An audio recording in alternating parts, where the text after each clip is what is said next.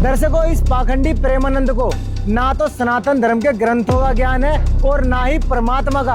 पहले एक बार ये वीडियो देखिए। तुलसीदास जी महाराज जी द्वारा रचित श्री रामचरितमानस में ऐसा लिखा हुआ है कि जब शत्रुपा जी और मनु जी ने तपस्या की थी तो उनको वरदान देने के लिए श्री ब्रह्मा जी, श्री विष्णु जी और श्री महेश जी तीनों आए थे। जब मुनि जी और शत्रुपा जी ने आशीर्वाद लेने से मना कर दिया तब मनु जी ने पूछा था कि आप तीनों में से बड़ी कोई भी सत्ता नहीं है जो आप तीनों को चलाते। तब ब्रह्मा जी, विष्णु जी, महेश जी ने हाँ बोला था। इस जवाब को सुनकर उस परम शक्ति को पाने के लिए उन्होंने फिर से तपस्या शुरू कर दी। तुम्हारी क्या वो परम शक्ति प्रभु राम जी थे? हाँ, भगवान के एक अंश से ही त्रिगुणात्मक भगवान का स्वरूप प्रकट हुआ है। रजोगुण ब्रह्मा, सतोगुण विष्णु, तमोगुण भगवान शिव, ये तीन गुणों का विकास हुआ। लेकिन इन तीनों से परे जो अवतारी, जो सबके अंशी हैं, वही भगवान श्री राम है, भगवान श्री कृष्ण है, भगवान श्री राम है, भगवान श्री कृष्ण। एक श्रद्धालु ने प्रेमानंद जी से सवाल करा कि मनु और सदरूपा जी उस पूर्ण परमात्मा के दर्शनों के लिए तपस्या कर रहे थे, तो ब्रह्मा, विष्णु, महेश जी उनको वरदान देने के लिए वहां पर प्रकट हुए।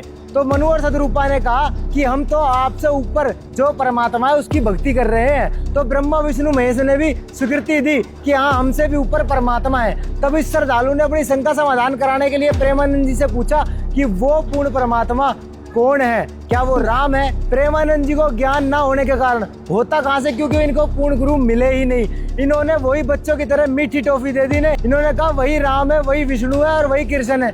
अब आप एक बात बताओ, बेटा ही बाप और बाप ही बेटा कैसे हो सकता है? दर्शकों, वास्तविकता तो ये है कि प्रेमानंद जी को खुद ही उस पूर्ण परमात्मा का ज्ञान नहीं है। दर्शकों, हमारे सनातन धर्म के ग्रंथों में ब्रह्मा, विष्णु, महेश से ऊपर के परमात्मा के बारे में भी बताया गया है। देखिए प्रमाण। ये है हमारे सनातन धर्म की पवित्र पुराण, code number 1131, Gita press Gorakhpur से। इसके पेज नंबर 41, अध्याय 5, श्लोक नंबर 19, 20 और 21 में देखिए।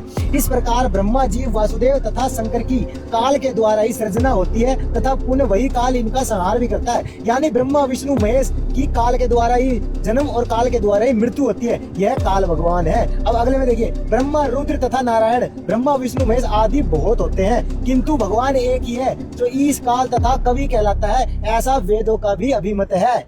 अब इसकी संस्कृति में देखिए, एको ही भगवान ही से काल है, कवि